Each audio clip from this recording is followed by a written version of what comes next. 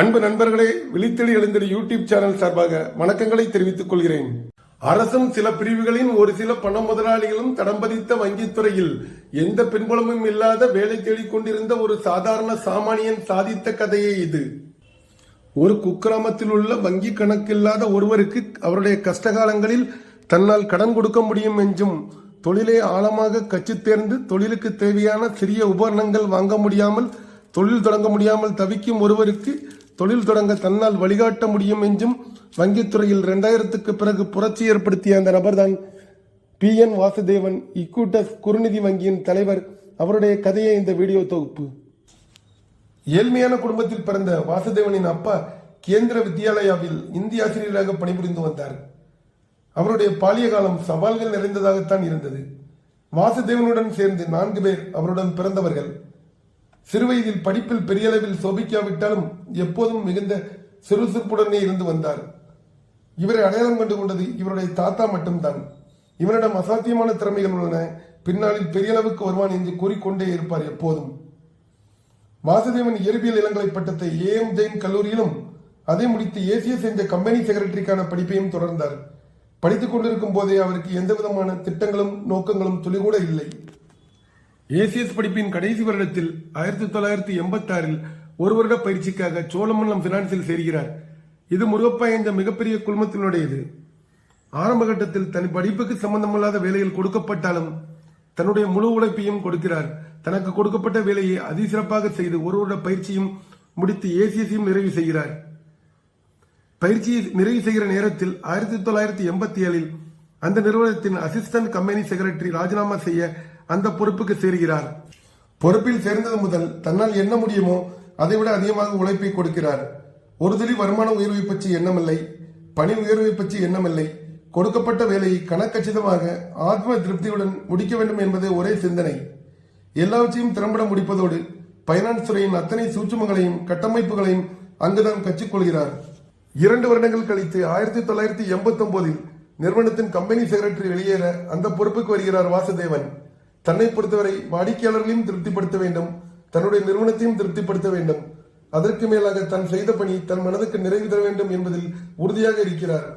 அதற்கேற்ப தன்னுடைய குழுவினையும் வழிநடத்துகிறார். 1991 Cholamandalam vehicle finance பிரிவின் பொறுப்புக்கு வருகிறார் வாசுதேவன்.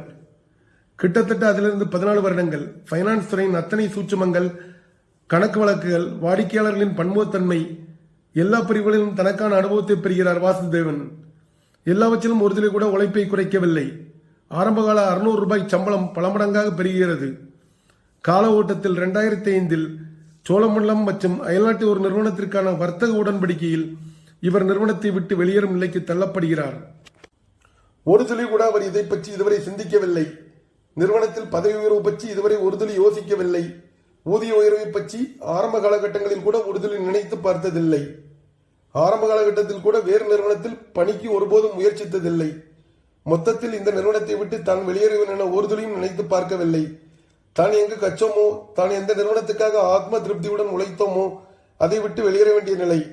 கர்மாவின் கட்டளை ஏஞ்சு அதை பற்றி எண்ணிக்கொண்டு மறுபடியும் அதை நினைத்து தன்னை எந்த வருத்தத்திற்கும் ஆட்படுத்திக் கொள்ளவில்லை அவர். அந்த நேரத்திலிருந்து தன்னுடைய அனுபவத்தை வைத்து வேறு வேலைக்கு முயற்சிக்கிறார் PN வாசுதேவன். சோழமண்டலம் பைனான்சில் பணியில் இருந்த போது கிடைத்த மும்பை பரிச்சயத்தால் டெவலப்மெண்ட் கிரெடிட் பேங்கில் ஹெட் ஆஃப் கன்சியூமர் பேங்கிங் பொறுப்புக்கு வருகிறார் PN வாசுதேவன். மும்பை அனுபவம் அவருக்கு சென்னைக்கும் மும்பைக்குமான வித்தியாசத்தை கற்றுக் கொடுக்கிறது. மும்பையில் வாடிக்கையாளர்களை அணுகுவதில் ஆரம்பித்து அலுவலகத்தில் பணிபுரிபவர்கள் அணுகுமுறை வரை வித்தியாசமான அனுபவத்தை கற்றுக் கொடுக்கிறது. ஒவ்வொரு மாநிலத்திற்கும் வியாபார அணுகுமுறையில் வித்தியாசம் கண்டிப்பாக இருக்க வேண்டும் என்பதை உணர்கிறார் வாசுதேவன். தனக்கு கொடுக்கப்பட்ட வேலையை திறம்பட செய்கிறார். அந்த சமயத்தில் தான் அவருடைய 2.5 வயது மகளுக்கு அவரது வீட்டை சுற்றியுள்ள கழிவுகளால் ஆஸ்மா, அலர்ஜி சம்பந்தப்பட்ட பிரச்சனை ஏற்படுகிறது.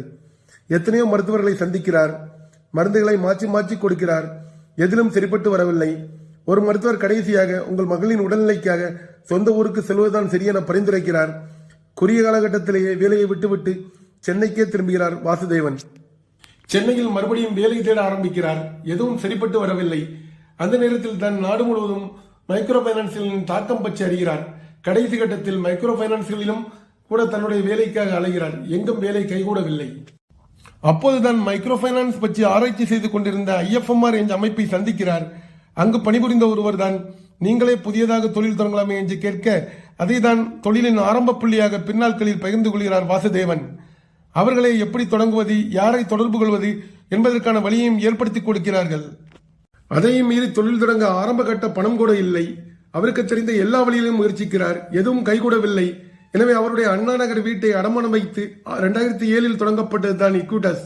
அவருடைய அப்போதைய ஒரே நோக்கம் வங்கிக் கணக்கு இல்லாதவர்களுக்கும் பொருளாதார நெருக்கடியான காலகட்டங்களில் கடன் கொடுக்க வேண்டும் என்பதே.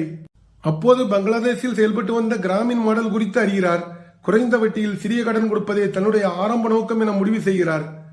ஆரம்பத்தில் அலுவலகம் கூட இல்லை. தன்னுடைய காரினையை அலுவலகமாக பயன்படுத்துகிறார் வாசுதேவன். சிறிய வியாபாரிகள் முதலில் பயனடைய வேண்டும் என்ற நோக்கத்தில் ஆரம்பத்தில் நபருக்கு 5000 வீதம் குறைந்த வட்டியில் ஒரு வார கால அவகாசத்தில் கட்ட வேண்டும் என்று கொடுக்கிறார் வாசுதேவன். ஆரம்ப காலகட்டங்களில் வாடிக்கையாளர்கள் தன்னை தேடி வர கட்டாயத்திற்குள்ளாக்காமல் அவர்கள் இருக்கும் இடங்களுக்கே சென்று சந்திக்கிறார் வாசுதேவன். கிட்டத்தட்ட 600 பேர் ஆரம்பத்திலே அவரிடம் கடன் பெற்றார்கள். 3 மாதத்தில் அவருடைய இக்விட்டஸ் கேபிட்டல் நிறுவனம் 16 கோடி ரூபாய்க்கு கடன் வழங்கியிருந்தது. தொழில் படுவேகமாக வளர ஆரம்பிக்கிறது. 2008 முடிவில் 200 கோடி அளவிற்கு கடன் வழங்கியிருந்தார்கள் இக்விட்டஸ் நிறுவனம். அந்த நேரத்தில் பெஸ்ட் ஸ்டார்ட் அப் கம்மிங் அவார்டும் அவருடைய நிறுவனத்திற்கு கிடைத்தது. 2010 ஒரு சில மைக்ரோ பைனான்ஸ்களின் வீழ்ச்சியின் காரணமாக அவருடைய நிறுவனம் பெருமளவு வீழ்ச்சியை சந்தித்தது. அப்போதுதான் தன்னுடைய பார்வையை மாற்ற வேண்டிய தருணம் என உணர்கிறார். வெவ்வேறான அணுகுமுறையை கையாள்கிறார்.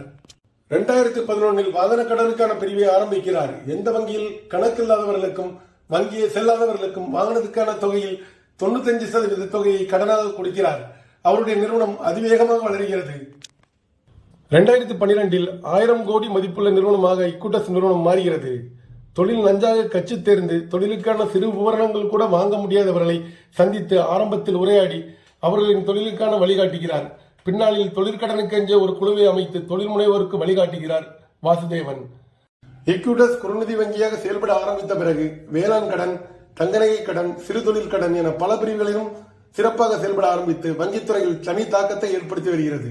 இக்விட்டஸ் குறுநிதி வங்கி நவம்பர் 2, 2020 பங்குச்சந்தையில் பட்டியலிடப்பட்டது. இன்று அது 11,500 கோடிக்கு மேல் மதிப்புள்ள நிறுவனமாகவும் 2023-24 நிதியாண்டில் 799 கோடி நிகர்லாபம் ஈட்டிய நிறுவனமாகவும் மாறியுள்ளது.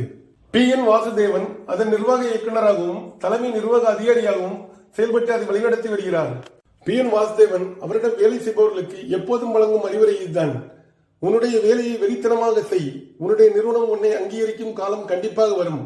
இல்லையென்றால் அதன் போட்டியாளர்கள் உன்னை தேடி வந்து உனக்கான அங்கீகாரத்தை தருவர். எந்த பின்புலமும் இல்லாமல் வங்கித்துறையில் சாதித்த PN வாசுதேவனின் கதை உங்களுக்கு பிடித்திருந்தால் அதை உங்கள் நண்பர்களிடமும் பகிருங்கள். நன்றி. நான் உங்கள் ராஜு KS.